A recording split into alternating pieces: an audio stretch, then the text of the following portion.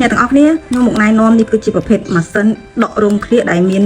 មុខងារដល់តែ2គឺមានក្បាលកោហើយនិងក្បាលដកណាដល់ brand VGO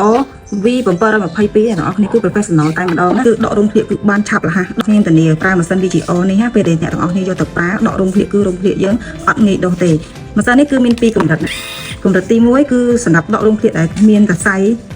ស្ដើងខ្លីៗណាកម្រិតទី2គឺរោមឃ្លៀកដែលក្រាស់វែងព្រៀនមកជាមួយនឹងអំពូល LED ដើម្បីឲ្យយើងងាយស្រួលក្នុងការប្រើប្រាស់ងាយស្រួលក្នុងការដករោមឃ្លៀកផងដែរគឺងាយស្រួលមើលចាប់រោមឃ្លៀកយើងបានរហ័សហើយលឿនមែនទែនទាំងអស់គ្នា